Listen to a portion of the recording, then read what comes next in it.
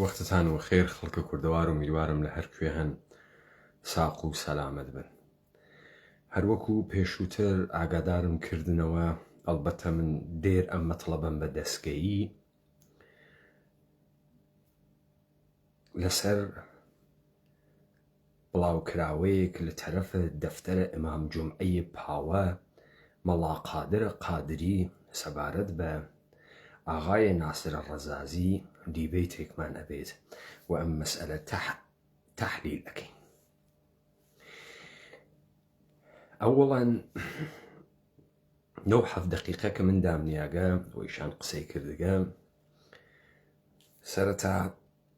نوکتەیەک قابلە بەحسە کە ئیشارەی پێ بکرێ. ئێمە ئاماژەمان پێ کرد ئەم اتفاقە کارە دەوڵەتە ئێرانیە. هەر بۆیە ئەم داستانە ئێدامەی هەست. بزانە ئەحیانەن ئەمەی کە مەترەحی ئەەکەم هەروە لە خۆیوە وا نەوگە، یعنی ئەمانە شانسی تەسادوفی بدرێتە دەمە یەکتری. ئاغای ناسرە ڕەزازی کە گۆرانی بێژێکە و سەردەمانێکیش بەهۆی پێچانەوەی بە پارادایم شیفتە 57 لەگەڵ جەریانە کۆمەڵا چەندین سرودی وتکە وەکو ئەوەی کە بالئەخەرە مەشایە کارێکی لە ناوە کۆمەڵا ئەنجام بدایە. ئیشان ئەڵبەتە هیچ ئبداعێکی لە موسیقیە کوردی نەکردگە و تکرارە گوزەشتەکانی کردگە.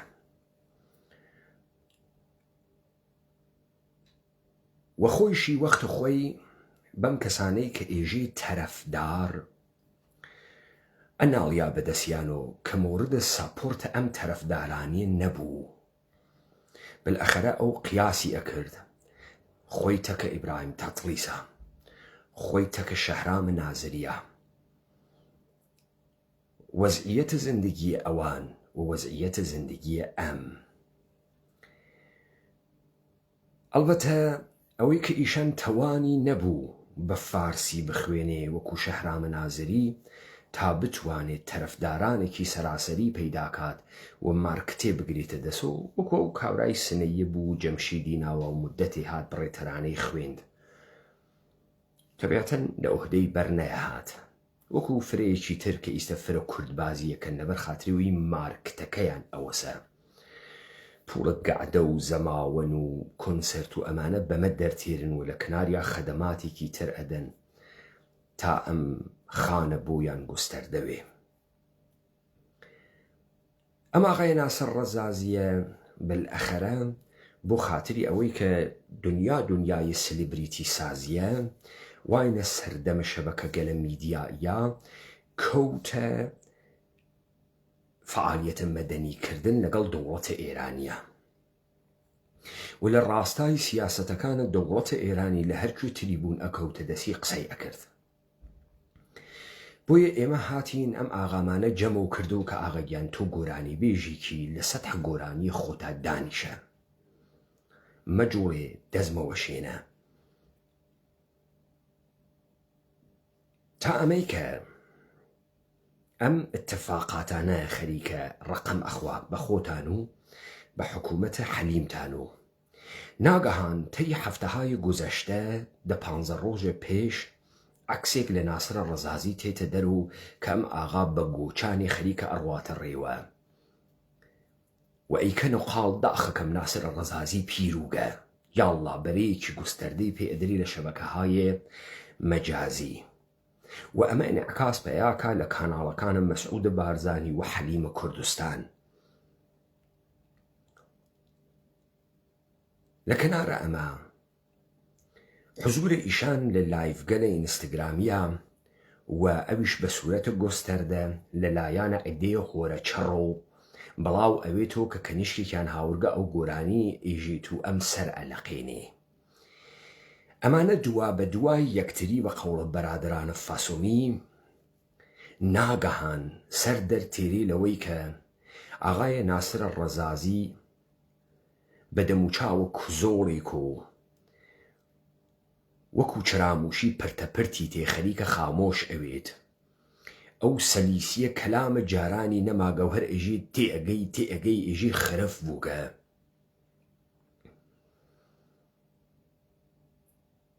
خەریکە پەیامێک ئەهەنێرێک بۆ مەلایەک بوویا باسە ئیشانی کردگە ناگەهان بەرەیەکی گەورەی میدیایی پێ ئەدەن دانەیە کۆلکە مەلای بەچ لە منتەقەی سەرپێڵەوە خەنە پشتە میکرۆفۆن هەڕەشە بکە وە خۆی و گپە خرپنەکەیوە ئەمانە گشتی جاتون وەختی گەرەکتە جەریانێ دروستکەی بدە بە عیدەیە ئینسانە منفور قسە بکا بە کەسێک لە خۆی و مەوج سازی ئەەکەی خۆ ئەمە ئیستە بووگەس و معزەلە ملی ئاغایە مەڵا قارە قادری هاتگە ئەوەڵەن ئیشان کۆنفرانسە مەتبوعاتی ئەدات یا ڕوو بە مەردم خەریکە قسەکە نێ لە ناو جەلەسەکە مەلاکانی تر کە بانگی کردگەن مەوجود نییەن لە ناو جەلەسەکە تێت و ئیعلام ئەکا بە خەڵک ئەزیزەکانم خەڵک کوردەوار تەبیعەتەن کە ئێمە جەلەسەی مهمێکمان بوو خەیری ئەمنیەتی و ناموسە کشوەر و ناموسە ئیسلام کەوتووە خەتەر قاومان کرد لە مەلاکان و خەتیبەکانە ڕۆژ جمعە بێن نەسیحەتیان بکەین کە تەکە ئەم مەسئەلەی مهمە چۆن بەرخۆردکەن ئاغایە مەڵا قادرە قادری چه زەرورەتێکی هەست هەمچین جەلەسەیە کە تۆ پەخشی ناکەیت و بە حزورە عمومە خەڵکی بگەیەنیت چه پەیامێکی واتیە گەرەکتە چی بێژی گەرەکتە بێژی بەر بە مەوج عەسەبانیەت ئەگری جامعە وەکو زوود پەزێ پەنی خوارگەسە و ئیسە ئەتەقێت و تەرەفدارانە ناسرە ڕەزازی وەکو تەرەفدارانە ئیمام خومەینی لە ساڵە 1356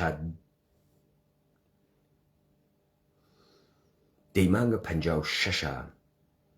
ئیهانەت کریاگە بە ساحەتە مقەدەسە مەرجەعە عالی قەدرە گۆرانیە کوردی و ئومەتە لە سەحنەیە کورد تێتە ناو خیابان و ناگەهان ئینقلابە 57 سوورەت ئەگرێ تەرەفدارانە ئەو تەکە تەرەفدارانە ئێوە مەلاکانە شەریعەتیە دەسە دەوڵەتە ئێرانی دەرئەکەفن تواتکی بەر بەمە بگری چون وەختە خۆی شا پیاگێکی دروست حساوی و دۆرە و نەو بێژێ ئاغای شا مەقالە چاپ مەکە لە ڕۆزنامەی کەیهانە تەوهین مەکەوە خومەینی بانەوێتە ئینقلاب هاتکی بەر بەم فیتنە بگری یا ئیستە خەڵکی موسڵمانی تا بوونە دەندان شەریعەتیە منتەقە کەرەنتوو تەوەرداس و کڵاشینکۆفیان گرکەسە دەس و بڕۆن حەملە بکەن بە بەرادەرانە ئەحلە حەق و ئیژی قەڵخانی تایفەیەکە پێیانێژن قەڵخانی بەرادەرانە ئەحلە حەق وا جەدیدەن خۆیان کردەوە یارەسان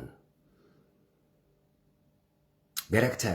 بەر بە ئەم فیتنە و ئەم خوێن ڕێژیە بگری ئاغایە مامۆسا مەلا قادرە قادری تو هەدەفت چییە جەلەسەیە ئاوا ئیعلام ئەکەیت و بڵاوی ئەکەیت و پس هەدەفە ئەوڵە تۆ فرە مهمە تۆ ئەگەر جەلەسەیەکی پشتی پەردەت بووگە نوکتەی مهمێکە بووگە هەزاران جەلەسەی واتە کردگە بە ئیتلاع عموم و نەڕەسانگە ئەمە بوو بە ئیتلاع عموم ئەڕەسێنی بۆ خاترێەوەی بێژی ڕۆژە جمعە دیتان لە پشتە تریبوونا وەکو بەشەر قسەمان کرد ئەرێ مامۆسا هەدەفت تۆ چییە ئەگەر هەدەفت تۆ ئەمە نییە داستانەکە نێڕی بڕواتە خوار گەرمی نگەهداریکەی ئای مەڵا قادری جناب ئینسان منفورێکی بەخاس و خەرا و هەر جۆری قسە بکەی لە نەزەرم مردم و تۆ بە هەر کەسی قسە بکەی ئەو ئینسانە مەرغوبتر ئەوێت، ئەو ئینسانە منفور ناوێت. لە مەسئلەی دینی ئیسلامیشە ئەمسال جنابەت کە ئاخوندان دەرباری دەوڵەتە شیعەی ئانوسی ئێرانین و لە ڕاستای سیاسەتەکانە دەوڵەتە شیعەی یەهودە ئانوسی ئێرانی کار ئەکەن، ئێوەمانان خائنن لە فرێکیانەوە هەر لەو شۆرای شەمسیانەوە ئێوە گرتنتان وەختە خۆی لە تەرەفداران ئاغای ناسرە سوبحانی لە فرێک لەوانەی کە ئیسلامین تۆ تێخە ناڕوات. ئیسە تۆ بۆ هاتیە ئەم قسانە ئەەکەی؟ ئەمانە هەروە گشتی شانسین اتفاقیە، تۆ گەرەکتە بەر بە فتنێژی گەورە بگری، تۆ گەرەکتە ڕوویە وە سوویەکی ئەقڵانی نیشان بدەی کە ئەنەهوو خەریکی مدەبرانە و گەورانە بحرانێکی گەورەی ئەم سەرزەمینە ئێمە حەلەکەی. ئای مەڵا قادری خب با ئێمە لە فەرمایشاتە ئێوە بڕۆینە بەرەوە و تەحلیلە ئەم ئەوزاع بکەین.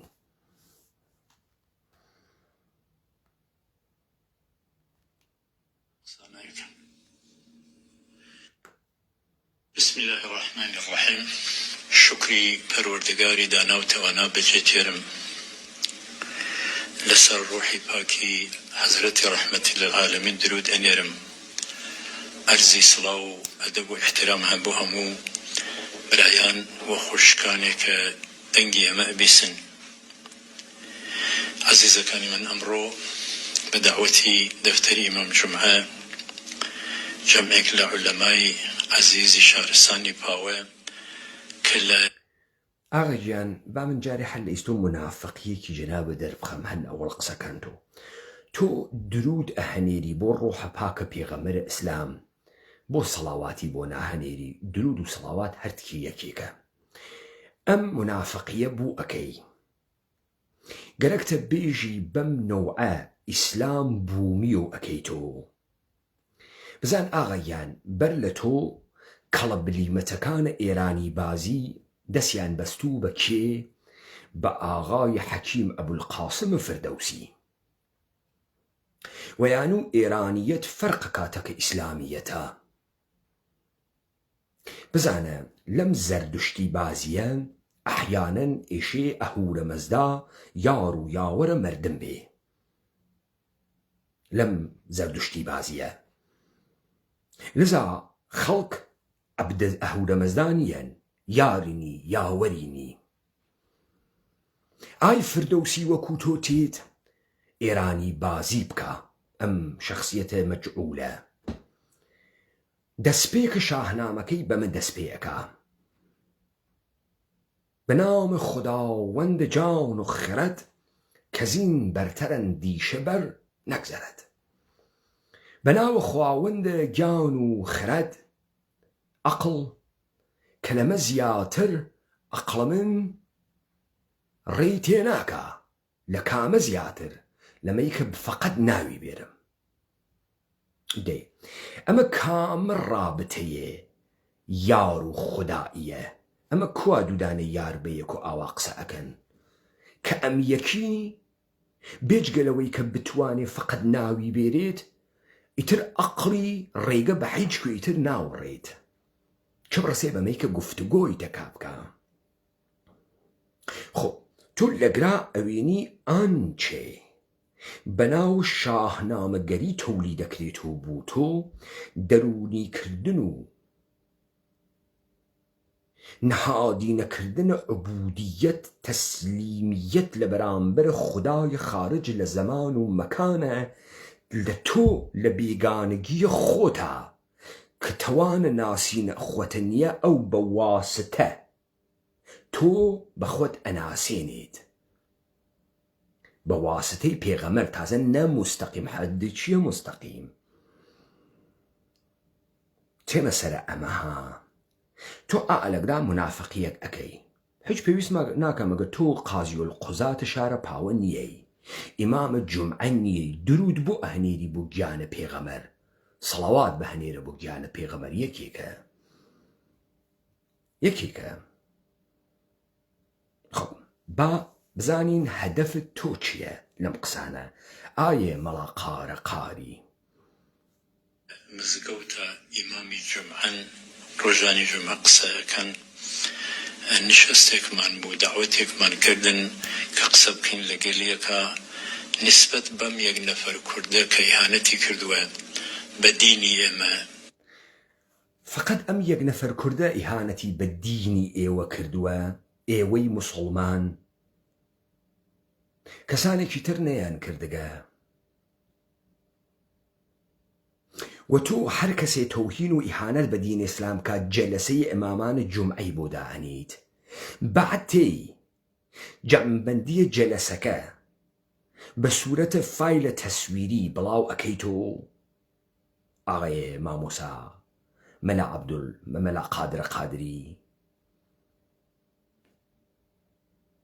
ئەمە پرۆژەز و تۆ ئیتاعەتە ئەمرت کردگەم کارە بکەی ئەم جوابێشی خەڵک پێی بگات تۆ جوابەی تۆ تا بزانین تۆ چەند نمونەی تری واتە بووگە ئەمە بارە ئەوەڵە ئەم چین نمونەیەکت هەست بە مەکەی مکەڕەمە بە مەدینەی منەوەرە و تهدیدی کردووە کە من لێرە ولا لەگەڵ ئیسلامە ئەجەنگێم شەڕ ئەەکەم و لە حەقیقەتا ئیهانەتی کردووە بە پایەگا و جایەگای دینی ئەمە دانیشتین قسەمان کردن وتمان بە هەر حاڵ ئەم قسێکی کردووە ئێمە کوردین ئەویش هەر کوردە یعنی تۆ چۆن کوردی ئەویش هەر کوردە دووبارە منافقی کرد مەگەر تۆ مەلانیەی مەگەر تۆ ئیمامە جومعە وە قازی و القوزاتە پاوە نیەی مەگەر تۆ بەرئەساسە قوانینە استخراج بووگل لە شەرعە مقدسە ئیسلام حکم نادەی دەی مەردمێکە ڕەفتار ئیجتیماعیان عداڵەتیان ئەخلاقیان هەڵسوکەوتیان شەرعە استخراج بود لە مەتنێ خوداوەندە خارج لە زەمان و مەکانێک لە خۆبێگانگیە پێدریاوێ ئیتر کوردبوونیان وا لەکوێ چۆن ئەو کوردە مامۆسا با بێنە سەر ڕووکەشە زاهری لە دەمەکە بێرە دەمدەمانی کەم دەسم تاوە چیرنا و مەمانی کەم چلکی سەخەنە بۆ سواغدانی کاڵای دەسەوشان بۆ لەشی پانی شەوێ بووم بە میوانی ناوەخت بوو کەس نەیزانی دەسم برد بۆ مەمانی فەرمووی وامەکە لاوە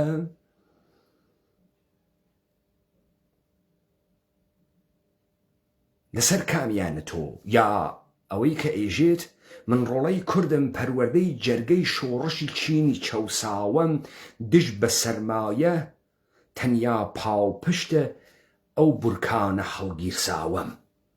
تۆ لەمانە تەکیا کوردی ئێوە ئاوا کوردن تۆ چۆن ئێوە هەرتکتان کوردن با تۆ لە ئەوەڵ و ئێژی ئیهانەی بە ئێمە کردگە دێ تۆ خۆ فەرقە کرد لەگەڵ کووردا لە ئەوەڵ وتە ئیهانەی بە ئێمە کردگە تۆ موسڵمانی یا کوردی بزانە ئەگەر تۆ مشکڵە نییە تەکەمەم کۆڵانە بە پەنجە سەرگۆنا و بە لێو ئەگرم لەبەرەوەی ناتوانی بیوەڕی چون ئەمە فەرهەنگە مەردمە ئێمەس 1 ملیۆن نەفەر ئینسان دانیشتوێ پیای پیاگانە دانیشتوێ کابرا گۆرانی ئێژێ لەوکەلە و دەنگە ساستێ هەراڵە و زەمزەمە دەنگەکەی قەمەرناستێ ماچ کەم ئەو دەمە دەم لەسەر دەمە و دەست لەسەر مەمە لاڵ بم ئاگری کردەوە یا ئێژێ خاڵانم ژمار 7 و 8 و 9 هیچ خاڵم نەدی وێنەی خاڵە تۆ خاڵە لێو یەکێ خاڵە مردووان خاڵە بچکۆلەی نێوانە مەمان خاڵە سەر سینەت سەر لە لێم شێوان یا ئێژێ دەمێ نەنریۆ شەونە ناوە دەمفای دەش چێشن ئیشارەت بەچەم پایە نەپێچۆ شەونە پاتەوە چ فایدەدارۆ ڕۆژ وەلاتەوە تۆ تەکە ئەمە مشکڵە هەز لە لەحازە شەرعیە ئەی بۆ قودرەتنە و بیوەڕی بنبڕیکەی چون نەت ئەتوانی چەکە فەرهەنگە مردمە سەرزەمینە ئێمە بە شەریعەت تۆ ورودکەی ئشی منافقیکەی ئشی ئەبزارە دەوڵەتت بێتە پشتا ئشی مکەبرە پێبەن قەڵەمە قانون و پوڵ زۆر لە دەستاوێت تا بە زۆر خۆت بسەپێنی بەسەر ئەو مردمە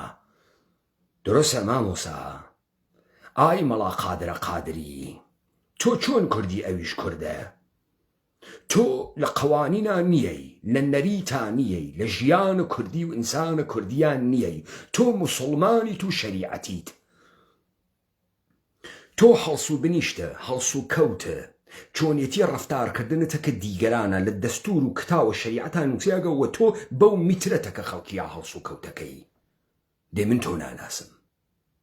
ناتناسم واسە یا تۆش ئەم شەرعە بووگەسە ملە ئەمە ناندانیە و شوغڵەتە نانی لێ ئەخۆی منافقی ئەەکەی کامیان ئەی ئەو یەکی چی ئەو یەکی وا سرودێکی چەبوو چی تۆ تەکە ئەویشیانە یەکێکی ئێوە جەهانتان یەکێکە چۆن ئێوە کوردن بزان ئاغا گیان بەر لە تۆفرە کەسێ کوردو ناسر سوبحانیش کورد و لەژێرە دەسە ئێوە گیریا و ئێدامتان کرد کوردنەمە تۆ ناژی کوردە تۆ کوردی ئەویش کوردە لە بەردەست تووە جنازەی فرە کەسێ کوژریا و کێشیا بەناوە خیابانەکانە پاوا و دوحیچەنەوت چۆن ئەوان کورد نەبوون تۆ نەڕۆیتە دەرە و بێژی کوفرە گوناحە جنازەی ئەمانە مەگێڕن بە شەریعەتەکەی ئیسلام تۆ کوردبوونەکە و پاڵی پێتۆ بنیایە نەوە هێشتایە جنازەکان بکێشن بە ناو شارە پاوە تا خەڵک تف و لەعلەتیان کە ئایە مەڵا قادرە قادری بۆ منافقی ئەەکەی ئێمە لە مزگەوتەکانمانە بە شێوەیەکی منتیقی قسە بکەین وەکو قورئان ئەمری پێ کردوین کە فەرمێ وەجادیلهم باللەتی هی ئەحسن ئەبێ بە سوورەتی منتیقی قسە بکەین چی بێژین هەم جوابێکیشمان داوێت و هەم قەومەکەی خۆشمانە دووچاری تەفرەقە نەکردوێت و هەم لە حەقیقەتە خۆشمان لە مقابلی ئەم مەسائلان و کەڕ نەکردوێت نەتیجە هاتە سەری ئەوە کە ئێمە لە نوێژی جمعی ئەم هەفتە بە سوورەتێکی منتیقی و عەقڵانی قسە بکەین لە ڕووی چۆ قسە بکەین لە ڕووی ئەم قسەی قەز خەڵکە پاوە ئەورامانات و مردم کوردەوار بزانن خەتیبانە مدەبر جومعە جەلسەی مهمیان دانیاگە چۆن ئەقڵانی و منتقی قسە بکەن کە ئەم خەڵکە لیان بگرێ ئەنا تەرەفداران ناسر ڕەزازی وەکو تەرەفداران ڕەئال مادرید و بارسلۆنا وەکو تەرەفداران پرسپۆلیت و ئستقلال سوحا ئەڕژێنە ناو خیابان تەڕاتێن ئەکەن وە تەرەفدارانە مەلاکانە پشتە مزگەوت وایژی خەریکە وایژی گەرەکمانە منتقی قسە بکەین لاوەیتر بێ منتقی قسە ناکەین منتقی گەرەکتە جواوە کێ بەیتەوە ناسر ڕەزازی بێتۆ ئار و مار کوێ ئەگری چۆن دژایەتی ئیسلام ئەکا چۆن دژایەتی ئیسلام ئەتوانی بکات خۆی ئەتەقێنێتۆ دەی تۆ ئەگەر ئەوەنە کار دەکە ئەی وەڕێ بۆ ئەڕۆی خەڵکی دا ئەمرکێنی تۆ یا تۆ زۆرە هەسوو ئەم مردمە موسڵمانە و باوەڕەکانە تۆ چەسپیاگە یا ناسر ڕەزازی پێغەمەریانە کامیان تۆ ئەم شوبهە بۆ دروست ئەەکەی مە تۆ نایژینەوە 8% ئەم مردمە موسڵمانە ئیسە لێ دەنگەکە چۆن چاری ناکەن و تەسمیمتان گرکەوە پەلە پەترۆ جەلەسەتان دانیاگە تەسمیمتان گرکە منتقی قسە بکەن خەڵک ئیستە وەسە زوود پەز پەنی خوارگەسۆ ها بتەقێتۆ بە ملتانە ئەرێ ئەم خەڵکە تەجاوزیان پێ کرد قسەی نەکرد تۆهینیان بە وجودی کرد قسەی نەکرد کوڕەکانیان کوشت قسەی نەکرد تەجاوزیان بە مالکیەتی بە ئازادی بە جەهانی بە غوروری بە سەروەری کرد قسەی نەکرد ئیستە قسەیان و ناسر ڕەزازی کردگە خەڵکەکە ئشی واکونش نشان با یەکلا نەڕەسی دولا درازە تو بوو ئەم تەسویرە مەوهومە دروست ئەەکەی قەرارە یەسری تەزاوراتە ساختە دروستکەن دەرگیریهای ساختە دروستکەن چه ئەرزشێکی بۆ قسەی ناسر ڕەزازیە ئێوە بردەکتانە سەر مزگەوت و ویستە خۆتان کردگەسە تەرەف و بازی ئەکەن وەیەکۆ ئامامۆسا ئێوە ئەگەر بکرێ بۆمان ئەم فەردەکە ئیهانەتی کردووە بە ئاین و مەزهب و کەرامەت و شەرافەتی موسڵمانان ئەوەڵ ئێعلامەکە من یارسانم یعنی من مسلمان نیم من کە مسلمان ئەگەر بوو بێت هەڵێ من دینی ئیسلامم جێهێشتووە بووم بە قەڵخانی بە ئیسلاحی فەرهەنگی منتەقێمە وەلا ئەوێژە یارسان ئەهلی یارسانمان هە ئەهلی حەقمان هە قەڵخانیمان گشتیان یەک بابن گشتیان یەک مەسیرن ئێژە من یارسانم ئەمما دوایە مە ئێعلامەکە من یارسانم شروعەکە بە ئیانەت بە ئیسلام بە قورئان بە دین بە مسلمانان بە قیبلەی ئێمە وتمان ئایە مامۆسا بۆ من ئەزانی جالبی چییە بۆ من جالبی ئەمەسە تۆ بۆ ئەم سوعالە ناکەی بۆ کاورا قسە ئەکاوە مەکە و مەدینە بۆ قسە ناکات و کەربەلا و نەجەف بۆ هەرکەس ئیسلام ستیزی ئەکات دای ئەگریتۆ قەی مەکە و مەدینە وەلێ بۆ حسەین و عەلی ئەنێتە تەپڵسەری بۆ مامۆسا بۆ تۆ ئالەگران نەهاتی دوو نەفەر لە ژێرۆ دەنەبەی بیکەن و قەی حسەین و عەلیشە چۆنە هەرکە تێتی ئەگیرێ لەگرا ئەڕواتە سوراغە مەکە و مەدینە وەلێ ناڕواتە سوراغە ڕەوایەتە ڕەسمیەکە وا تۆ نانی دێخۆی شیعەیە ئەسنا عەشەری حسەین بازە عەلی باز چۆن ئەوانە کێ ئەماکن مقدسن ئەماکن مقدسە کەربەلا سووا دەوڵەتە ئێرانی هەرچی ساڵە نەمایشە پێپەتیە پێخاوسە کەلبە حوسەین ئەدا و زەوی لێستن و سنووردا ئەبەزێن و بەرەو حسەینە ڕۆن چۆن ئەم ئاغایشە ئەهل حەق بازیە ئەکات پەیڕەوانە هەمان حسەین و عەلی وەلەگرا فقط مەکە و مەدینە ئەدا تۆ چۆن ئەم سوعالە ناکەی مەقامە مەرجعی قازی و القوزاد سنی بازە ئیمام جومعەی سونیەکان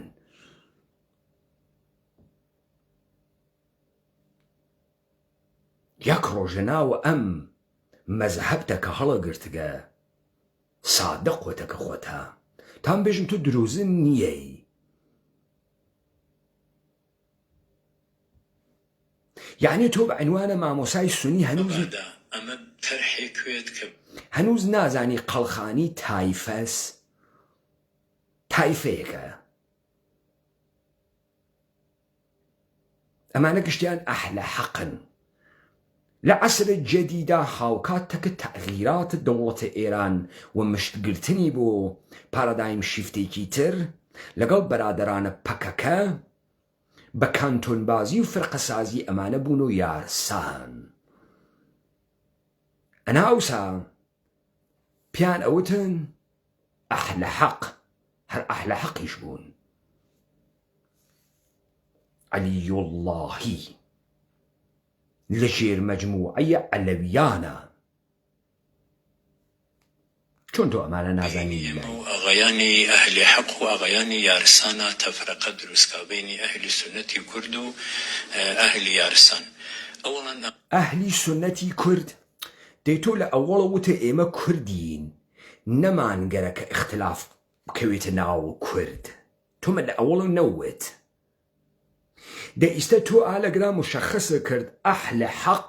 بە دەستورات و قەوانین ئەهل حەق ئەچێتە بەرەوە تۆ بە دەستورات و شەرایع ئیسلامە ڕۆیتە ڕێوە چه سرخیەتێکتان تەکە یەکتریا هەست تۆ خۆت لەگرایشە ئیژی مجەزان لە یەکتری فەرقەکەن تەکە یەکتریە تەقابڵ دوو ڕەوش زندگیە ئیتر وانیە ئەوەسە ئەو ڕەوشەسە واتۆ کریاگیتە قازیۆ القوزات بۆی استخراج ئەەکەی چۆنیەتی ژیانە ئینسانیە ئەم مردمە ئەم دنیا و ڕستگاریان لەو دنیا بە شەرعە مقدەسە ئیسلام مەگە وانییە بەلای ما 100% ڕەدە ئێمە قەرنە هەست لە کەناری یەکە ژیاوێنی زیندگیمان کردووە ئەوەیانی یارسان هەر ساڵە زیاتر لە 10 تا 15 و 20 هەزار نەفەریان لە شارانی مختلف و تێنە پاوە ئەڕۆن بۆ سولتان ئیسحاق نە ئەوان کارێکی بێئەدەبیان ئەنجامداوە ئێمە دڵمان بێشێوە نە ئێمەش دڵی ئەوانمان ئێشانوە ئێمە وان لە کەناری یەکە ئەوان جێ ڕێز و احترامن بۆ ئێمە چون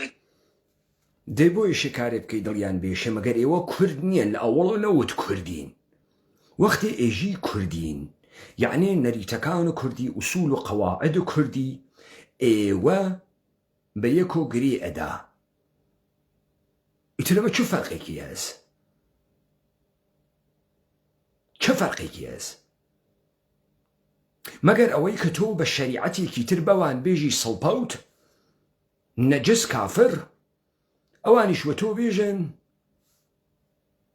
داخریاگ و ڕەوایەتە جەعل و قاسب و جنایەتکار و مرتجع و عەرەب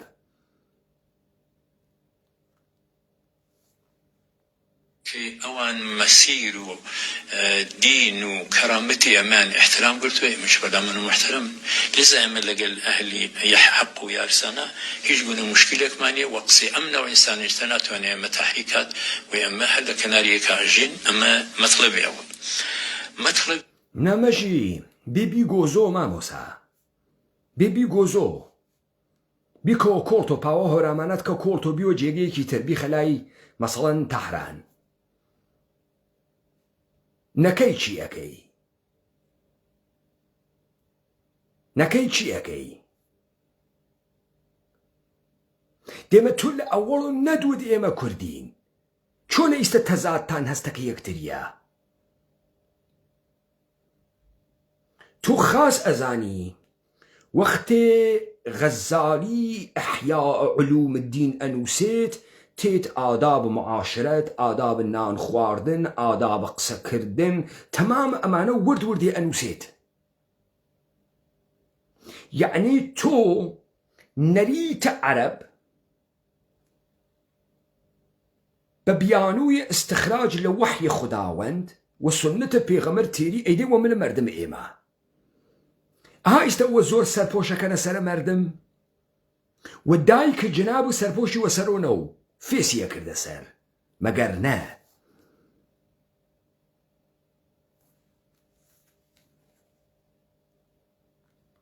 دووەم احتیمالماندا ئەم ئاغا گەرەکی وێ بەینی محراب نشینان و ئەهلی منبەر لەگەل ئەدیبان و شاعران و هونەرمەندانی کووردا شەڕ دروست کات ئەهلی منبەر وادار بکات قسە بێژن بە ئەدیبانی کورد بە شاعرانی کورد ئەدیبان و شاعرانە پڕتۆک بە جێماگە دەورانە متەئەخر گشتیان خانەقای تەرکیەیی ئشراقی سۆفین گشتیان لە نالیت و تا مەولەویت تا مەحویت ئەمە نوکتەی ئەوە گشتیان مەلان چێ مەلا ئەحمە کڵاشیت چما بەقیە کە تۆ ئەیان ناسی ئەدیبانە جەدیدیش نۆرمەکانە دنیای نەئۆلیبراڵی تەبلیغەکەن ڕەبتی بە جامعەی ئێمە نییە تەمامی تەلاشیان ئەمەسە خەڵکە ئێمە بکەنە ژنکوژ خەتەنەی ژنکەر تەعەسوبی با مثالێکە بۆ لێ بەم ئاغای مامۆسا تا حاڵی کەم بزانی چۆن حەملەیان کردان مەردمە ئێمە من ئامۆزایەکەم بوو وا ئەو دەوڵەتە مەتبوعە تۆ کوشتی چوو بە گژیا یەک نەفەر بوو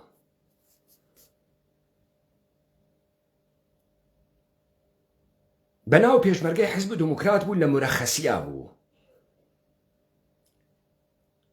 شەڕ دەسی پێ کرد حەملەیان کرد یەک نەفەری چووە مەنتەقەکەی خۆی ئەگەر اشتباه نەکەم تەرگاران 1 نەفەر لە بەرامبەر خەیلە سپاه پاسدارانە 1 نەفەر وێسیە فکرەکەی نەی ئەزانی ناتوانێت سپا بشکێنێت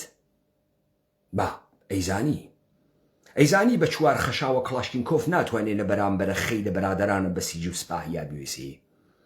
بۆ ڕووی ئەزانی ئێوە گەل بە عنوانم مەلایە مەسلحەت چیتانەوت سەبارەت بەم کوڕانە لە سەرزەمینە ئێمە کورد بێ ئەجەڵ ئەمری کورد ئەقڵی نییە بۆ ئەڕووی و گژت دەوڵەتا وەختی ئەزانی ئەمری ئەزانی بۆ ئەڕووی ئەوە مردمە ئێمەتان بێسەوات کرد بۆ خاتری ئەوەی کە خدا لە سەرزەمینە کوردەوارە مەحمول بوو مەوزوع نەبوو مردمە ئێمە 250 ساڵە لە تەریقە 300 ساڵە لە تەریقە تکیە و خانەقا کریاگنە موسڵمان هاتۆ هەرچی زۆرە شەریعەت ئەدەی ناوی وەڕێ مەگەر لەم دەورانە متەئەخرە بە بمباردمانتە حەملایانە کە لەم مردمە کردتان سەرتان لێ شێواند ئێوە ئەتانوت ئەو کاورە ئەقڵی نەوچوو خۆی داوە کوشت ولی با من بۆتی تەفسیر کەم وا لە بیرتاوتم فردەوسی ئێژێ بنام و خوداوەندە جان و خەرەت کەزین بەرتەرەن دیشە بەر نەگزەرەت ولی ئینسانە کوردی ئەوڵەن خوای ئینحساری نییە تا منحەسەرەن بە شوێنە ئەوێتە خواکەی با بە ملە خەڵکیە بۆیە ئومەتە کوردی مقاومەتی نەکرد لە بەرامبەرە خوای هیچ کەسێکە ئەمە نوکتەی ئەوڵ نوکتەی دووەم خدای کوردی خارج لە تەبیعەت نییە لە ئینسان بەرترە وەجهە کامڵترێکە ئەمە خارج لە تەبیعەت نییە بۆیە ئینسانە کوردی لە هەر کوێیە ئەحساسەکە خوا تەکیا چەپ کەوتگە لەگەڵ خوا دەرەکەوێ ئەیزانێ ئەدۆڕێنێها وەکو تراژێدیە یونانی ئەزانم فیلم تەماشا ناکەی کتی و ناخوێنی تۆ بڕۆ فیلمێک بێژە کوڕەکانە بۆ لێبن بە ناوە فیلمە ترۆی هەرکول کوڕ خوداکان ڕواتە بەردەمە دەواازەی ترۆی بانگ ئەکات لە هێکتۆر شازادەی ترۆی قاوی لێ ئەکا بۆ شەڕ دەواازەی ترۆی کەس ناتوانێ بشکێنێت هەزاران سەرباز وا لە ئەوێ ئەتوانن بیدەنە بنە تیرروکەوان بەڵام هێکتۆر ئەلا ڕقمە ئەوەی کە ئەزانێت هەرکوڵ کوڕ خواکانە و قدرەتە خودایی هەست و لە شەڕەتەکە هەرکوولە ئەمرێت بەڵام چون ئاگاهە بە وجودە ئینسانی خۆی و ئەزانێ شکستیش ئەخوا بەڵام ئەڕواتە مەیدانی و شەڕی ئەکا وەکو لاوەکە زەمبیل فرۆش وا وەختی دەرەتانی بۆ نەما لەسەر بارووەکە خۆی فڕەدا خوارۆ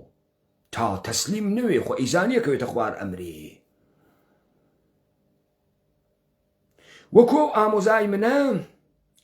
وا ئەیزانی چار دەوڵەتە ئێرانی و تەنها ناکا وەلێ ناچێتە ژێرە بارە دەوڵەتە ئێرانی چون بە وجودە خۆی ئاگاه کۆیلە نییە عەبد نییە تەجروبەی ئازادی ئەکا وەلێ ئێوە ئەمتانە بە چی فرۆشتەوە بە بێ ئەقڵی فرۆشتەوە بۆیە ئەو بەرادەرانەوە تو پێیان ئێژی ئەدیب تین جامعەی ئێمەوە سنەتە ئێمە ئەکەن بە سنەتە تەعەسسوب ئەیکەن بە سنەتە پیاک سالاری لە مارکس کۆپیەکەن هەروە زۆر گەرەکیانە بمان کەنە شکڵە نەقدەکانە مارکس هەروە زۆر گەرەکیانە مشکڵاتە دنیای مەسیحیەت و ئەدیانی یەهودی ئیبراهیمی بێرن بیدەن بە من ئێمە و بیکەنە سنەتە ئێمە بۆچی لەبەر ئەوەی نەریتە جەهانە کوردیمان لێ بشێوێنن ئوسوولمان لێ بشێوێنن قەواعیدمان لێ بشێوێنن کردەکردەکردنمان لێ بشێوێنن وەکو شێرکۆ بێکەس وەکو بەختیار عەلی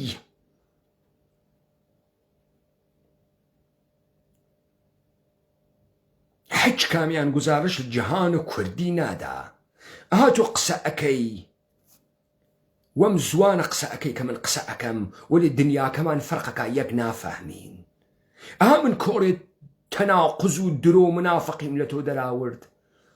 چون دنیاکەی من و تۆ فەرقەکە ئوسولی فەرقەکە پێگەی فەرقەکە نەوع تەعاملی تەکە ئینسانەکانە فەرقەکە ئەخلاقی فەرقەکە چۆنیەتی ڕوانینی بە جەهان فەرقەکە تۆ خەڵکە و مەنتەقەیتە خاس ئەزانی ئەو مەردمە تووڕە ئەوێت قەڵەمە تەقدیرە خوا ئەشکێنێت چارەنووس ئەشکێنێت تەسلیمە بەخت و چارەنووس ناوێت فشاری بۆ تێت خوا ئەداتە بەرە بەرد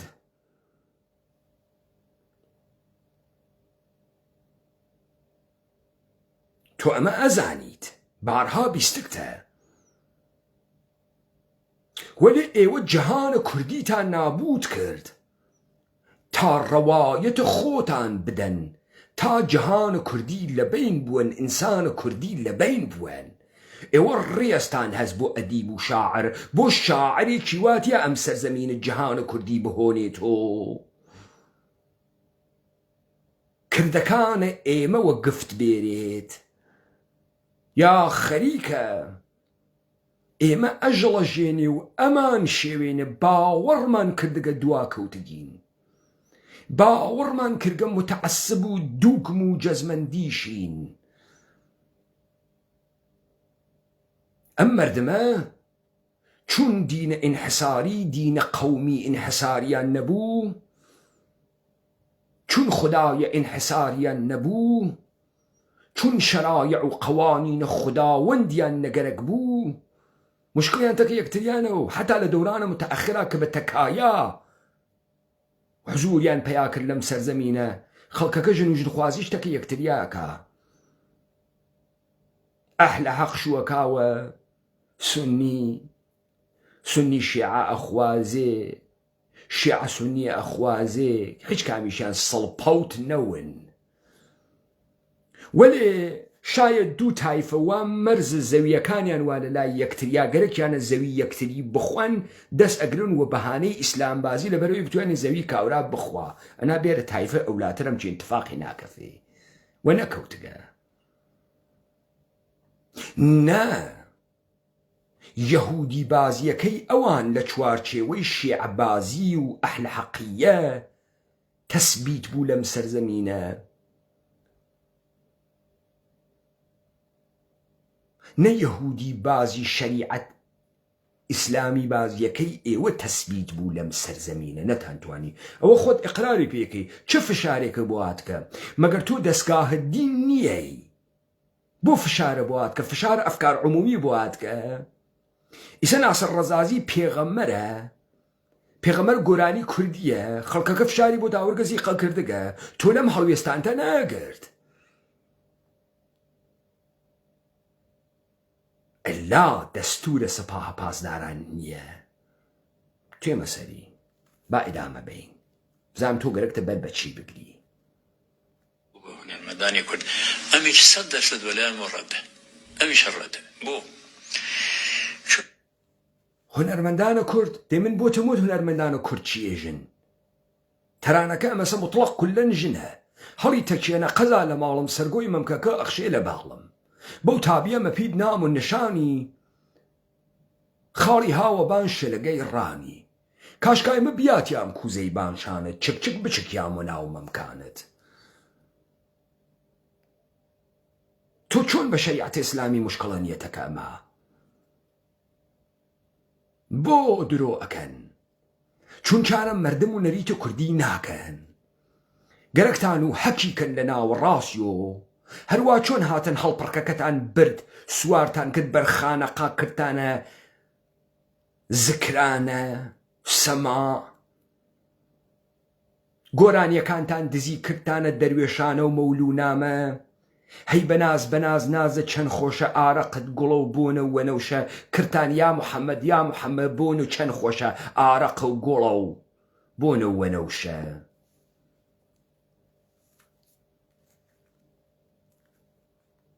ئەدیبان و شاعران و مؤرخان و تاریخ نویسان و هونەرمەندانی مؤمن و صادقی کورد لتولي 1400 ساڵێکە ئیسلام هاتووە منتەقە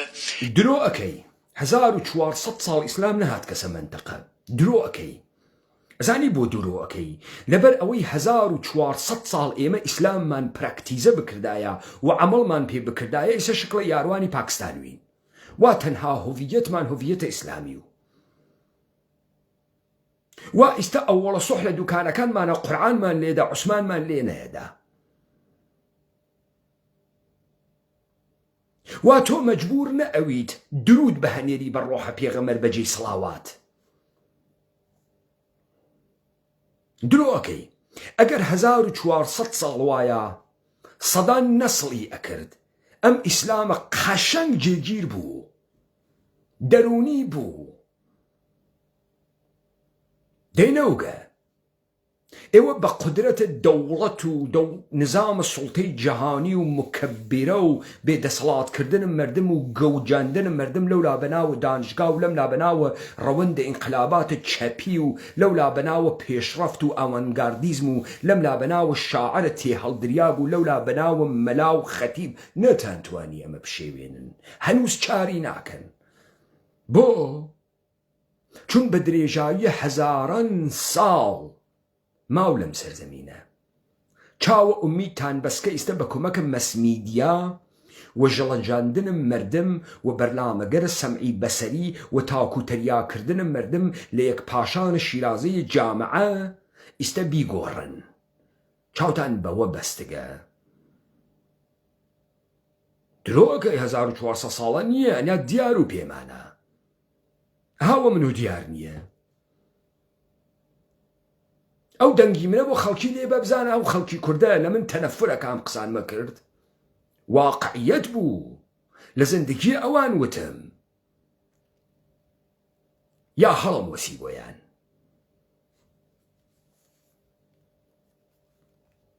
هیچ وەختی عەلەیهی ئیسلام هەڵنەساون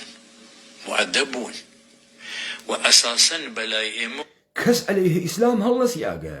تعریفە تۆ لە ئیسلام چییە شریعەتە ئیسلامە تۆ نەیتوانی کە بە شریعەت بێتە ناوی ئێمە بەڵام هیچ کەسێ بەخوا و پێغەمبەر کارێکی نییە بۆ تۆ مقدسە بۆ گشت کەسی مقدسە احترامی بودانێ بەڵام تۆ هاتی و تۆ ژیانکردن نازانی دانیشە تا خۆم فێرەکەم وانییە تۆ ناتوانی من فێرکەی من بەر لە تۆ جامعە وگەم تەمەدن وگەم مەراسم و مەناسکم هەست هەرچی زۆرتاندا شینکردن لە پرسا لە بین بوون نەتانتوانی هەر هاتوونتان حرامە و ڕازیوە و قەدەرە خواوەند و خوا خاس ئەزانێ و کاورا خوێنیا هەڕک کوڕمی هەرگ هەڵگرت پڕچی تاشی تۆش هەر لە دوورەوە قەرمە و قاڵە ئەکرد بەناوە مەلا نەوەڕی نەوتوانی مردم مەراسمە خۆی بوو نەریت و خۆی بوو تۆ نەتوانی نفوزی تیا بکەی بۆیە بەچی هاتن ئێوە ئەوسا گشتان چکارەون گشتان مەولەوی خوێنون مەولو نامە خوێنون گشتان چکارەون شعرتان ئەوت بۆ ئەم خەڵکە تا ئەم خەڵکە گەوجکەن چراوخم نەدڵ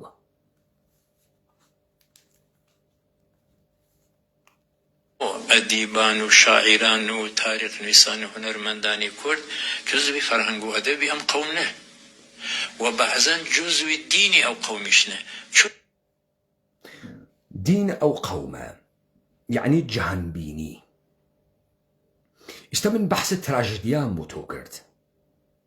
بەحسە ئەومە کرد کە ئینسان و کوردی ڕابطەیەکی بسیار منتەقی هەست و تەبیعی هەستە کە خوداوەندە بۆیە حەج وەق ئەحساسی نەکرد کە خوایشێ لە دەرو دەستوری بۆ بەهەنێری ئەسڵەن بە شوێنە خوای منحەسەرە خۆیان نەگەڕیاگە تا بیداوە سەر خەڵکیە ئەسڵەن بۆیە لەم سەرزەمینی ئێمە هەر کەسێ بە هەر دینێک و هاتوانی ورودی تێ بکە کەس گولی لە کەس نەکرد نعمەتین عەلەیهوان قسەکەین ئێمە فەردێ غەڵەتی کردووە فەردێ ئیهانەتی کردووە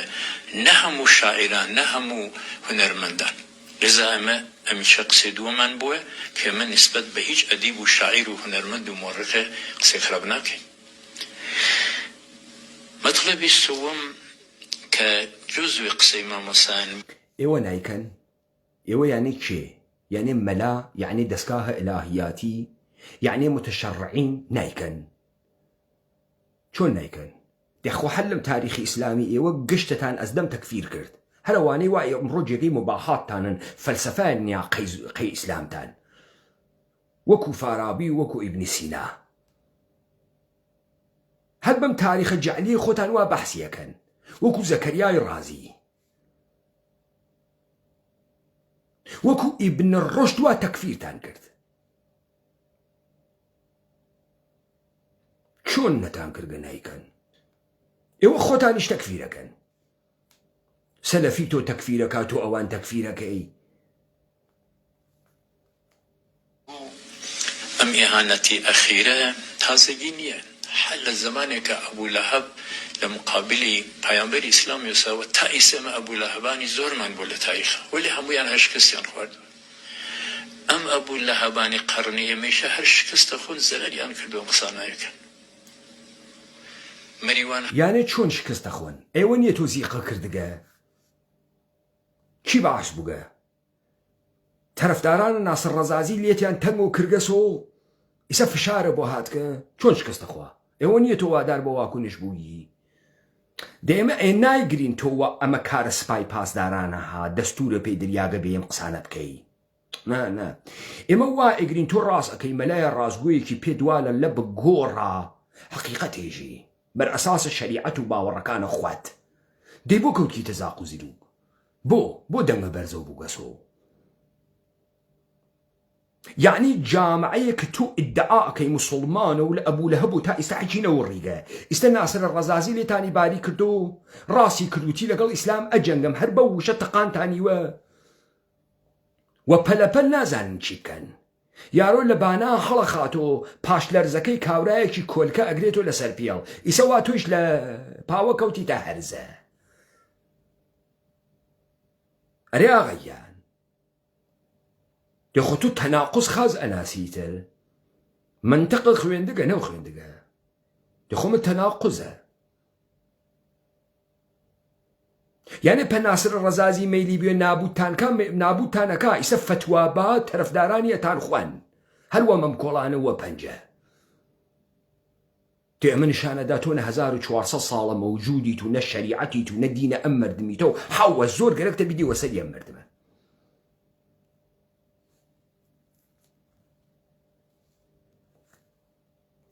هەڵەبجەی چی غەڵەتێکی کرد عەلەیهی ئیسلام و قورئان تا کەسانی تر بیکەن؟ مەریوان هەڵەبجەی خێلێ کاری کرد، وەکۆم کارە ئیسە تۆیکەی. مەریوان هەڵەبجەی دەقیقەن عامڵە خۆتانە. دەقیقەن مەریوان هەڵەبجەی باعەسە بە وجود هاتنە ئیسلامە شەریعەتی بوو. بۆیە ئیستا 5000 مزگەوت کریاگەسۆ. اتفاقاً ئێوە پاسگاری وە یەکتری ئەکەن تا مەریوان هەڵەبجەی نەوێ تۆ نییەی، تا تۆ جامعە دوو قوتبی کەیتۆ. ئەوەی وا فرە باسە خواەکە ئەو زیاتر دەرگیرە تەکە خوا تا تۆ. ئەو شەو و ڕۆژ هاتکە باسە خواکە. بزانە مەلا قادری وا ئەم مردمی ئێمە گشتی حەزەکا بە عومەر خەیام. ئەزانی بۆ حەزەکا بە عومەر خەیام؟ بۆ خاتری ئەوەی کە ئێوە هەر لەو تاریخە جەعلیە فرقەسازیتانە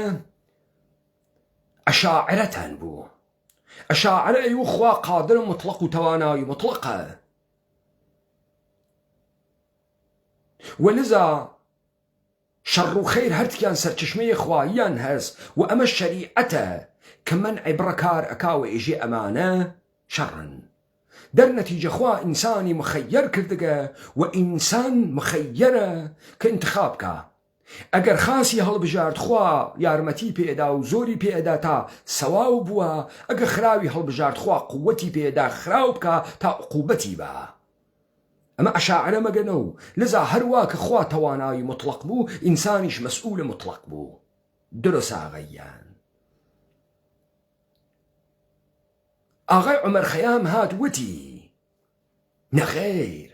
نەخێر خوا توانای مطلقە وەلێ ئینسان مەسئول مطلق نییە ئەمەی گوت گەلێکی لە خۆی سەر بە مەسئولیەتکە وەکو تۆ ئایسە خەریکی سەر بە مەسئولیەت لە خۆتەکەی وتی یا رب تو کەریمی و کەریمی کەرەم است با تاعەتم ئەرببەخشی ئەن نیست کەرەم با معسیەتم ئەرببەخشی ئەن کەرەم است ئەمە دەردە کێ ئەخوا و دەردە ئەوانەی ئەخوا وا گەلێکیانەوە دەستەوە بخریچکێن وەکو خوات گەلێکی سەر بە مەسئولیەت بکە ئەژێ خوا ئامڵ جنایەتی داگە پێم منیش دڵم گرتی و حەزم پێ کرد و لە کڵسوچێکا کاورام گرت و لێمان خۆمیە دێخوا نەیدایە ئەم ئاڵەتە جورمێ نەدایە ئەم وەسوەسەیە نەکردایەتە گیانم مەریوان هەڵەبجەیتە کە توە تەکمیلکەرە یەکترین یعنی ئاغای عومەر خەیام زیاتر مردمی مسلمانەوە کردەوە خیاڵە مردمی ڕاحەت کرد ئەڵێن بەهەشتە و حۆری چاوکەژاڵ مەی و هەنگوینە و شەرابێکی ئاڵ من باکم چی بێ کە لێرە هەم بێ مەی و یارێکی تەڕی 14 ساڵ گویاند کەسان بەهشت با حور خوش است من میگویم که آب انگور خوش است این نقد را بگیر و دست از آن نسیه بردار آواز دهل شنیدن از دور خوش است خوا توانای مطلقه من مسلمانم ولی سر به مسئولیت لخومکم پدرم روزه رزوان به 2 گندم بفروخت ناخلف باشم اگر به جوی نفروشم إنسان يعني نسيانكاري لولا وقرتان لملا وبرتان دا مشاغبي ومنافقي مريوان هەڵەبجەی دقيقا أو كاراكا وعمر خيام كردي تۆ لە گراب و خۆ تەرەفدارەگری ئەوش نەمایشە خەڵق حەزەکا وە شەڕ خەڵکە کوردی سەر لە هەر کوێشا شەڕ وێ دەسەداتە پشت تەقنیێژی عاکو دەی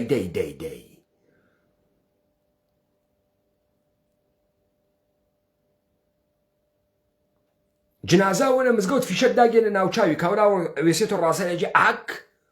بزەب داگێنە ناوچاوی وانە تۆ شەڕ دروستەکەی تا مردمە حەزی پێ بکە تماشاکە و حەزی پێکە و ئەم مردمە شەڕە سەگەل داهەنێ شەڕە کەڵەشێر داهەنێ شەڕە کەو داهەنێ بەرازە ڕاوەکە و تەماشایەکە حەزی پێکە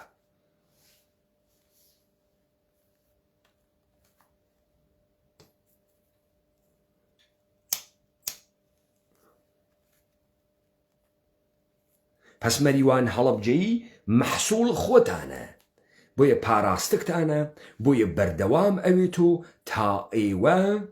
ئەینە کەیهانە شەریعەت مەداری وا ئەوەنە منفور قسەکە خەڵک فراداتە باوەشە وەیساف ئامریکا تا سیاسەتەکانە دەوڵەتە ئێران وەیساف ئامریکا بیکاتە ناو گوێیان بابا ئامریکا سیاسەتەکان بابا ئامریکا ئەربابە گەورەتان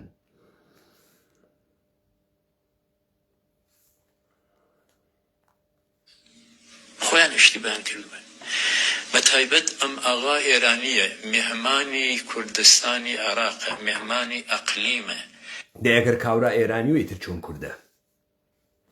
تۆ لە ئەوڵ مەگەر نەودەوانە کوردن تۆ چۆن هەم ئێرانیت هەم موسڵمانی هەم کوردی ئەکرێ مەگەر ئەمانە 3 قانونە مختلفن مەگەر تۆ قازی وڵقوزات نییەی هەرکە ئەم قسە بکات ئێژی نەیفەهمی وەلی تۆبیکە ئیتر منافقیە عزیزم مەگەر ئێمە فەرقمان تەکە دیگەران ئەمە نییە کە نەریتمان فەرقەکە چۆنیەتی داڕشتن جامعەمان فەرقەکە ئەخلاقمان فەرقەکە مەگەر ئەمە نییە فەرقەکەین ئاژن یۆنانیەکان فەرقەکە نسبەت بە جەهانێتر ئەوان فەلسەفەیان داڕشت دەوڵەت شاریان دروست کرد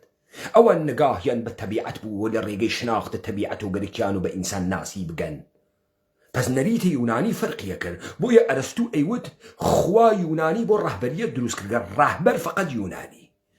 ما بەقیێشێ بەردە یونانیەکان بوون مەگەر وا نەبوو دەئیستە چۆن ئێرانیەت قانونە و تۆ تابعیەتە ئێران بە قانون ئەگری وأو تمام زندگية قانونية كواتو قاضي القزاتي وأم قانوني لدنياي غرب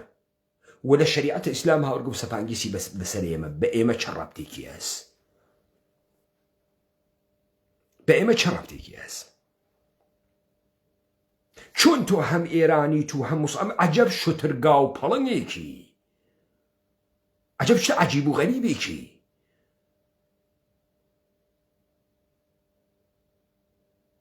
إيسا تو لك لو خوارتو مسلماني لسكو أو خوارو زردشتيت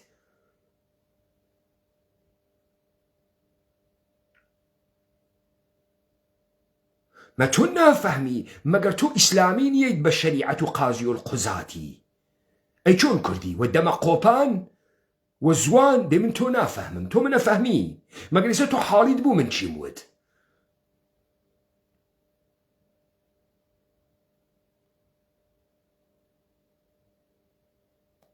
بس ما يكتري نافهمين لا يكتري تيناقين لأقليم كردستان أمس 3000 مزقوت من هس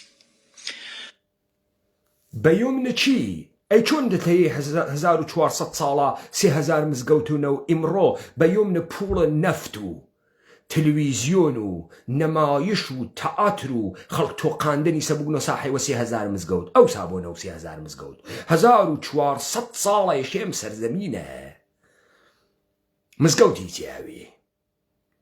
بزانا آغا تحريكم بمنطق مگر نود منطق تو خود اگر نازانی برو لدیگرانی که ازانن بپرسه اجي آغاز فلسفه سياسي جديد لدنياي غرب ماكياول دسي بيكرت ازاني فرقك إلي شو بو چه فرقي كي كرتابر لماكياول فلسفه سياسي نبو ولي دواي ماكياول فلسفه سياسي جهان جديد لدايك بو خاطري اوي كتابر لماكياول مسيحية معتقد بو هدفي رزقارية إنسانة لزندگية أم دنيا وأو دنيا لذا أمورات أم دنيا وأو دنيا مشايا كنترول كدايا ولا غي ماكياول هاتوتي نخير وزيفية حكومة كردنا بدس هاوردنا دا صلاة سپاندنا دا صلاة وبردوام كردنا دا صلاة رزقارية مردم ويمشربتي كياس أي أرسطوتي وظيفة دولة باراستن فيزيك ونفس إنسانة أغاي حابزوتي نخير كار الدولة باراستن نفس إنسانية باراستن فيزيك بويا كار الدولة كان عصر الجديد فقط باراستن فيزيك إنسانة كان نمر نكجرين ولي روحيان بحارة ولي تجاوز بك والروحيان ولي خويان بقورة ولي الشيتيان بك فقط نمري خو تاقرا حالي بو ماموسا دا استئما بابين برسيكن حكومة 1400 صالة إسلاميت خلفات دا أم خلفاء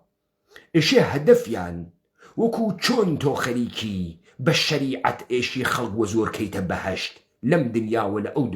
دنيا مزراي آخرته أي أونية إحياء علوم الدين تان مساقة آداب النان خواردن وآداب التختخاوچون وآداب هلسو بنيشتو وآداب قسكردن بو تا هم لم دنيا رزقار بوين وهم لو دنيا بروين بهشت مقرنا دي أما مستلزمة لجير دستگاه خلافة إسلامية لهر 5 نفر جمعية مزقوتي ملاي قرآن موجودة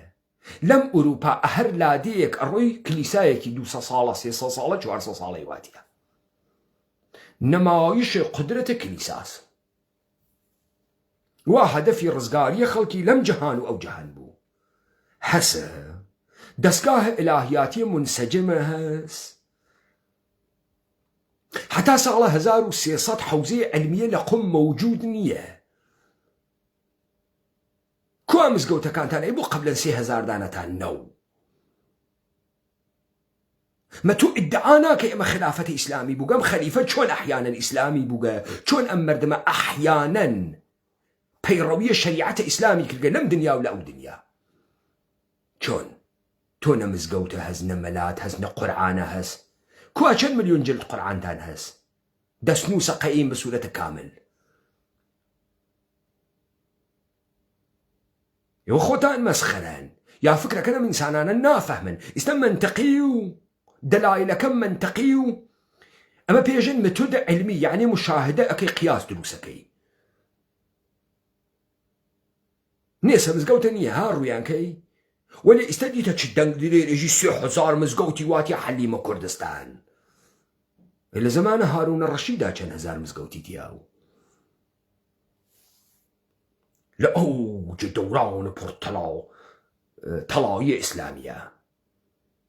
سروەتە عەزیمە جەهانی کە گرتکتانە چەندانە مزگەوتان بوو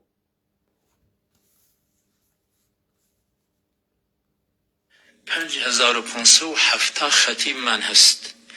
لە هەر هەفتەیەکە عەجەب دەستگای مەلاسازیەکتان کردگە 5500 خەتیبتان هەست ئەو سالای ئێمە ئەیانوت هەر کەسێ بابەی نانی بوایە نەئەڕووی بۆ فەقیەیی ئەیان هەنارد بۆ فەقیەیی لەبەرەوەی بابەی نانی نەوبیداتێ مامۆسا ئەم دەستگا هەم مەلاسازیتانە چۆنە وەکو جوڵک جوجەکەشی مەلای هەڵداگە بۆچی؟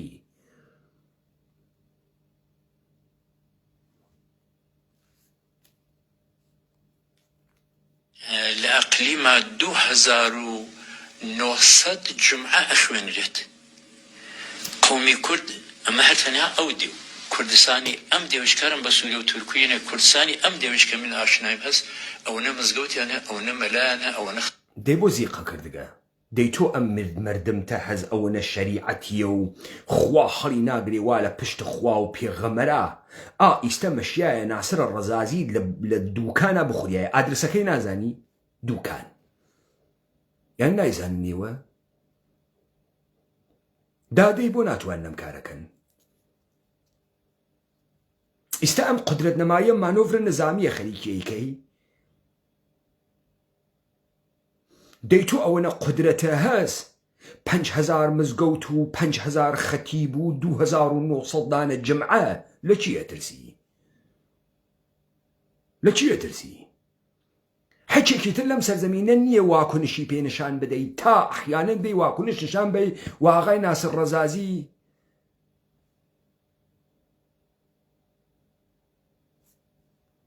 کاورە حاشیەی گەرەکە و دەوڵەتە ئێرانی هەم حاشیە بۆ ئەو دروزەکە هەم نیاتە خۆی جێبەجێەکە سەپێتێژم نیاتەکە چییە؟ بزانمە هەر خەریکم سوعالەکەم ها تا نیەتە گڵاو ئێوە بۆ خەڵکی دەرکەفێ دەی تۆم گشتە زانی ئیتر بۆ پەلە پەتر و جەلەسەیە ئیمامانی جومعە و دانیا و قاولێکردن ئیمامانی جومعە بێن و توخوا و خوایشتان لێکەمەوە دەستورە کارەکەمانە وا بەرخۆردکەن کە چێ اتفاقی بکەفێ خەتیبیان هەیە ئەوەنە جمعەیان هەیە 98%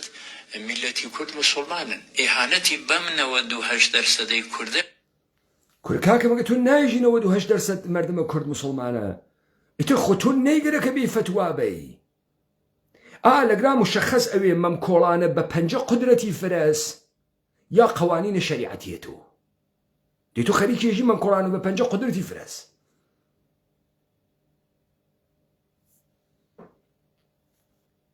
ئەم خەڵکە وا ئەڕوان نوێژیژەکە لە ڕۆژە جمعە حەزەکاوە مەم کۆڵانەوە 5 بۆیە ماتەڵە تۆ فەتوا بەی کارتەکەی تۆژ نایوەڕێ کردووە وی لایمە بادی نەبووین ئەو شروعی کردو مە کارمەند بەکاری کێکە هەر لەم شاری پاوا من ئەژم احتمالەن 10 نەفەر بێ ئیسلامیان قبول نەبێت مەکارێک منێ بەکاریانەوە مەگەر ڕۆژی ئەهانەت بکەن بە ئێمە مەگەر ڕۆژی ئەهانەت بکەن بە دینمان مەگەر ڕۆژی ئەوان شروع بکەن ئەمە شروع بکەن دەنین تۆ ئەوڵ دەفەت تعریف کە بزانم ئیسلامەکەت چییە تۆ بە چی ئێژی ئیسلام بە بەرداشت کێ لە مەتنە منتەسەبە بە محەممەد پێغەمبەری ئیسلام ئێژی ئیسلام بزانە تۆ حتا ناتوانانی تعریفە ئیسلامەکەکەی پێتم نەوت ناسر سوبحانی لە پاڵی دەستی تۆ ئێدام کردیا تۆ ئەوەنەوە ئیسلامەکە بەری نەخوارد ئەوەنە کەلامە خوا خراونەوە مەلاس و بۆ خۆی ئەویش مجتهدێکی دینی بوو قدرەتی بوو تۆ بەچی ئێژی ئیسلام یەک کاسەیەکەی تۆ دەگرا بۆ ئەم خەڵکە پێتم نەوت حەد لە بەردەمە خۆتا مسلمانەکانی تر وەکو خۆت مەلا تۆ تەکفیرەکەن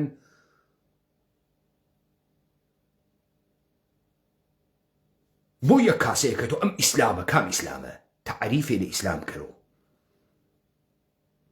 بەرداشتە کێ بەرداشتە ئیمام محەممەد شافعی لە مەتنە منتەسەبە بە پێغەمبەرە ئیسلام بەمە ئێژی ئیسلام تۆ بەرداشتە کولەینی بەرداشتە عەلامە مەجلسی بەرداشتە ئەبوو حامدە قەزالی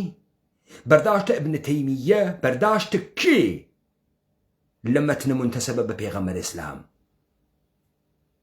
تۆ کارە ئەمەسە بڕۆی لە پشتە مزگەوت ئەمانە بێژی چون تەبلیغە شەریعەتە ئیسلامەکەی بێژە من ئەم ئیسلامە ئێژم بەمە ئێژم ئیسلام کارێکی ئەوەی کە کاوراچی خسکەسە خەتەر دەی تۆ ئەمانتە نەوت کە کاوراتوانێەوە مەم کۆڵانە بە پەنجە بخاتە خەتەر تۆ ئیدعاکەی 1400 ساڵە مسلمانین عجب دینێکە دوای 1400 ساڵ حۆریۆ لە عینە بەهەشتی لە مەم کۆڵانە بە پەنجە ئەدۆڕی عەجیبە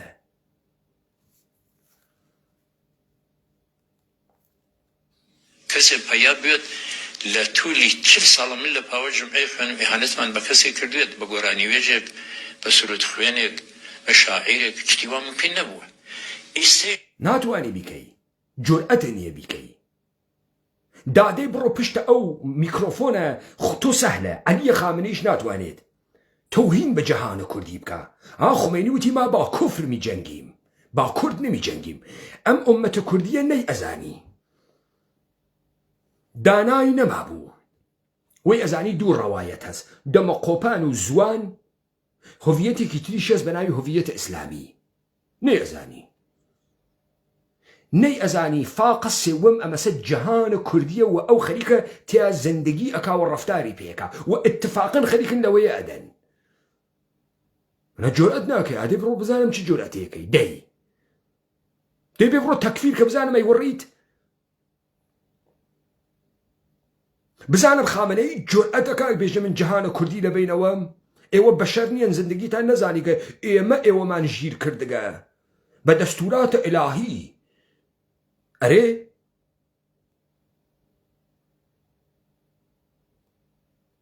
بۆ ئێمە هیچ وەخت هۆڤیەتە زەرتوشتیمان قبوڵ نەکرد هیچ وەخت درۆی مطلقە ئێمە نە زەرتوشت وە بیرتێرین و نە گیمێز خواردن نە سەکسەتەکە محارەمە نە ئاگر پەرەسی و بیرمان نایێتەوە نێ لە ناوە ڕەفتار و نەریتمانە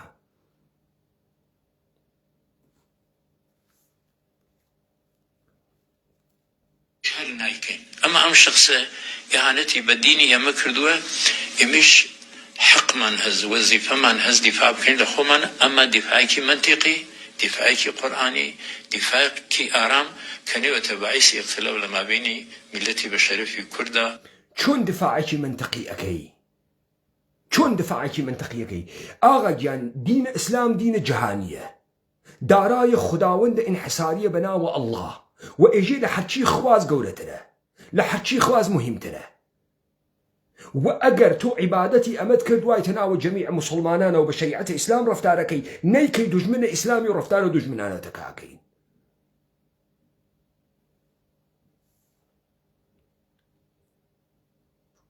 چی دواوە چی ئەدەیتەوە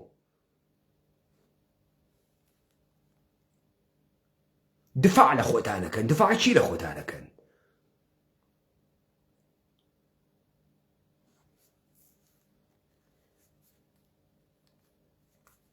کە 1400 ساڵە شاعران و ئەدیبان و هونەرمەندانیان حافظی دین و شەرەفی ئەم میلەتە بوون ئەمە نەتیجەیەکی لە سەکەمە بوو ئەمە دەکەم خوای تەبارەک وتەعالا تەوفیقمان بە لە ڕۆژ درۆ ئەەکەی خوای تەبارەک وتەعالا ناوقە بشکێنێت لە ناو عەوامە ئەم مەردمە فەرهەنگە فولکلۆرە ئەم مەردمە مطلق ژنە خوانیە ئێوەیش وا دەورانە متەئەخرە شاعربازین ئێوەن کە قیبلەکەم و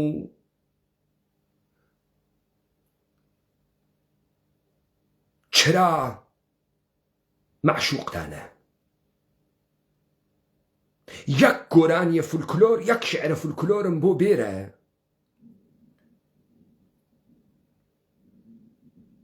کابرا بە ژنەکەی وتوویە قیبلەم یا بە ژنەکەی مخاتەبی وتوویە قیبلەم مطلقاً ژنە درۆکەی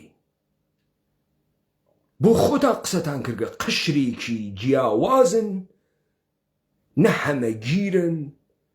نە جزء ئەم مەردم نە مەجبورن تەکە ئەم مەردمە ڕەفتارکەن مەجبورن بۆ ئەوەی نفوسکە لە ناوە ئەم مەردمە سەدح مەقاومەتە ئەم مەردمە بێرنە خوارە خۆتان وەشکڵە ئەم مەردمە دەربێرن ڕاحەترین ڕێگەی چییە تۆ ڕەدای پێغەمەری ناکەیتە بەرە دەمە قۆپانەکەیتە پێو سەڵاوات ناهەنێری وە دیارە پێغەمەرەوە درود ئەهەنێری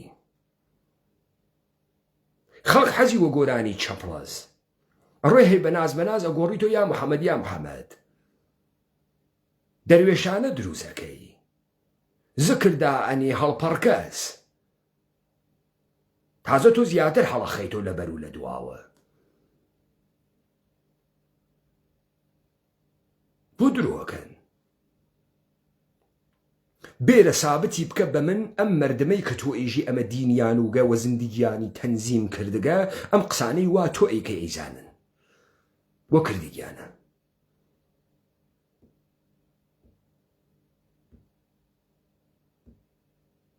دەمەکەت بێنە دەمدەمانی کەم دەسم تاوە چیرنێ و مەمامی کەم بڕۆین بۆ کوێسان نیوەی زووسانان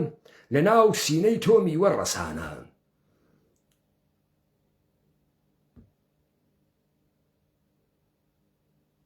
قیتە قیتەدە لەیرە نیشتیدە یا دووس گردیدە یا کەڵ کوشتیدە بەو تابیە مەپید نام و نشانی خاڵی هاوەبان شلەگەی ڕانی چاومەس بەو کاروە پید درم کەزەی پیرە شەو هاتیە سەویرم خاڵخاس بەو ناوخاس بەو هەر لەسەر چووپیکیش ناوڕاست بەو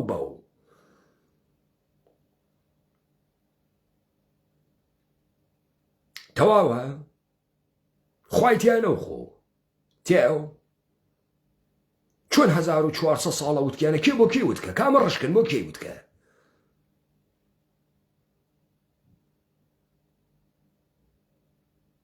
چۆن ئەم مەردمە فێرینەوە گە و باسیکە کورە ئێوە لە دەورانە متەئەخراوە تەوبە بازی و مەعرەکە گیریتان هاورد وەکو ئەنتەر خۆتانتان نیشانە خەڵکی ئەداوە تێخبازی و هەڵخستنەوە بەناوە دەروێشی کابرا لە گۆرانی فولکلۆرە ئێژێ ئێوارە وەختی عەسرێ لە کاری سێ جار سوژدەم برد بۆ مەمکەکانی ڕیشەکەم تاشی پرچەکەم لە بێخ تەوبە و تەریقەت ناردمەوە بۆ شێخ وتم مامە شێخ من تەوبە ناکەم ئەو نە ئەگەڕێم یار پەیا ئەکەم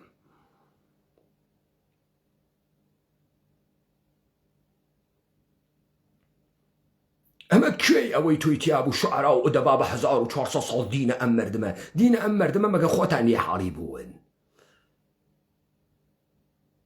بۆ کێتان نووساگە پڕتۆکتان بۆ کێ نووساگە و ئەم مەردمە سەوادە خاندن و نووسینەوەگە پڕتۆکتان بۆ کێ نووساگە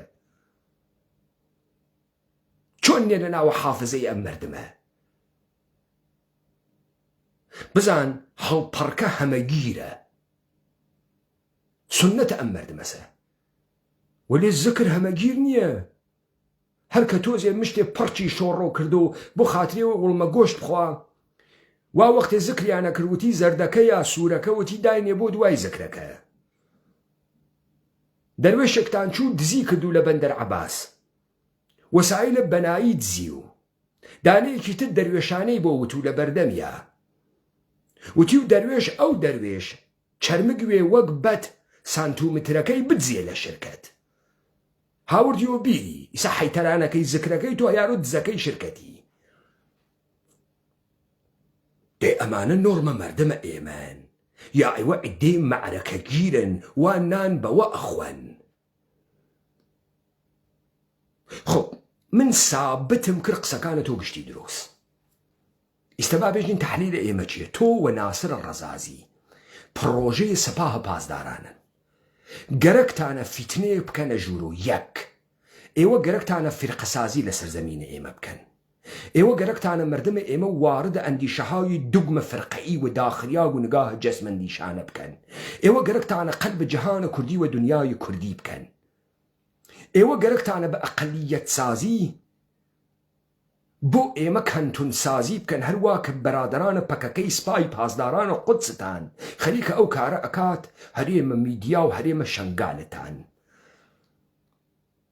هاچ خۆش ئەو کارێ کرد ئەمانە ئیزیدین و خواهڵی ناگری و بنباڵیان ناتاشن و عورەتیان ناتاشن و فەرقەکەن و ئەو ژەوت ئەزێ ئیزیدیمە و ئەزێژ بەردین و دیانەتا خۆ ڕەویامە ئیستە داوای قانتۆنەکەن وزی و خۆسەریە دموکراتیە دخوازم و قانتۆنیەمە هەیە و وێ مسلمانێ فەرمانێ سەرێمە ڕاکردنە و ئێوە گەرەکتان ئەم کارە بکەن بە ئیمپراتوریەتە ئێرانیە شیعەتان تخمە یەهودینە ئەمە نوکتەی ئەوڵ نوکتەی دووەم گەرەکتانە نەمایشەکەی ساڵە 57 خەنە ڕێ ئینقلابە خەڵک کێشنە خیابان و بیان کوژن متاڵەبات دروست ئەکەن بۆ خەڵکی متاڵەبات ئیستە گەرەکتانە بیکەنە شەڕە زەرگەری بیکەن و حکایەتەکەی ئاغای ئایەتوڵا خومینی وا مەقالەی تۆهین ئامێز ارتجاع سرخوسیایان بەر عەلەیهی نووسیا و بوو بە باعەسە ئینقلاب مردمە مشەشەعە ئێران نەکە گەرەکتانە ئینقلابە جەدیدکەن بە بەهانەی تۆهینە بە مەمکۆڵانە بە پەنجە حکمە ارتدادە مەمکۆڵانە بە پەنجە چه بەرنامەیەک وا لە ژێرە دەستانە ئەمانە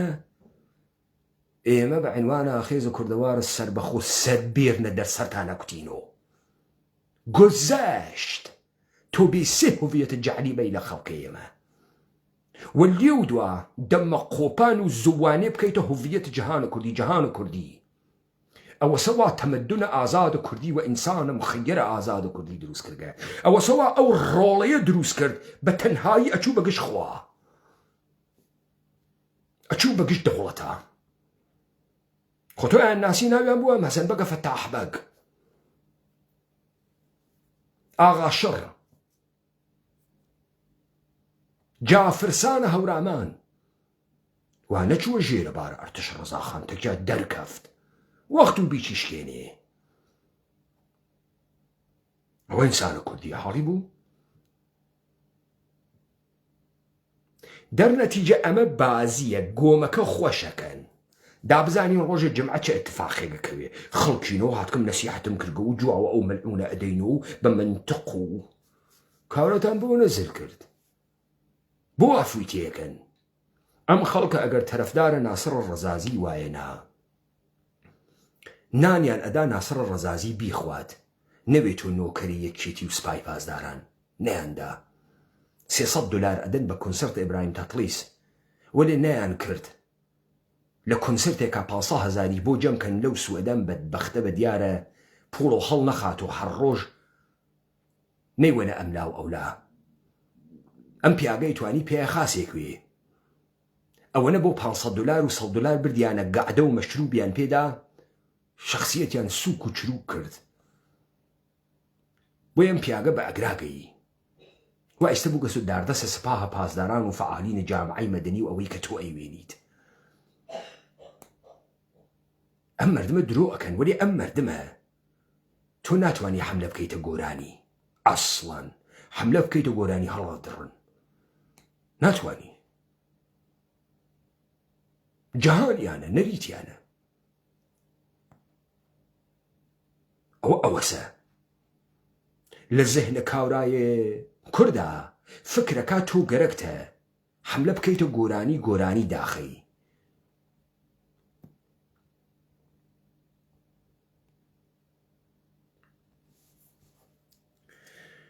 لذا ئەم قرتبازیتانە جەمکەن ئەمە بازیە سەپاهە پاسدارانە تۆ عەدەدێ نییە بێ لەم قسانە بکەیت تۆ لە فرەجێگەیەکا مەشیە بەهاتایتان نەقشە ڕیش چەند مەگە بگێڕێە نەگێڕات و داردەسە دەوڵەتی یەهودە ئێرانیت بۆ نابوودی ئەم مردمە